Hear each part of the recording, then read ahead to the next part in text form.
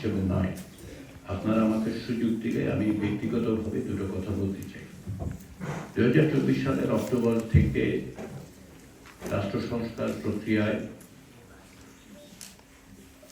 মাননীয় প্রধান উপদেষ্টার আহ্বানে সাড়া দিয়ে এবং জুলাই গণঅভ্যুত্থানের নেতৃত্বে যারা ছিলেন তাদের অনুরোধের পরিপ্রেক্ষিতে আমি কিছু দায়িত্ব পালন করার সুযোগ পেয়েছি।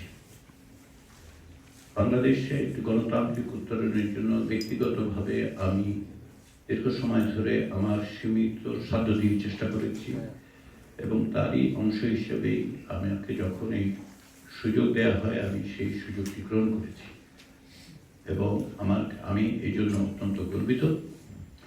আমি সকলের কাছে কৃতজ্ঞ যে আমার এইরকম একটি ঐতিহাসিক প্রক্রিয়ায় সামান্য অবদান রাখার সুযোগ আমার তৈরি হয়েছিল এবং এই প্রক্রিয়ায় আমি যে সহযোগিতা সকলের কাছ থেকে পেয়েছি ব্যক্তিগতভাবে আমি তার জন্য সেজন্য সকলের কাছে কৃতজ্ঞ।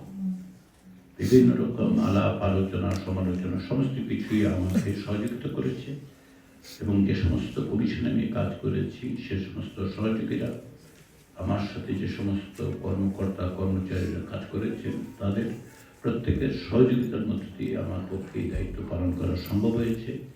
সেক্ষেত্রে আমার সীমাবদ্ধতার জন্য আমি ক্ষমা প্রার্থী, কিন্তু আপনাদের সকলের সহযোগিতার জন্য আমি কৃতজ্ঞ। আমি বিশেষভাবে কৃতজ্ঞ গণমাধ্যম এবং গণমাধ্যমের সাংবাদিকদের কাছে।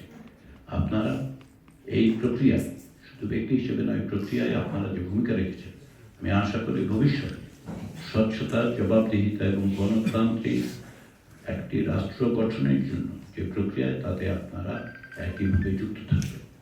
আমার ব্যক্তিগত জায়গা থেকে আমি আপনাদের সকলকে আন্তরিকভাবে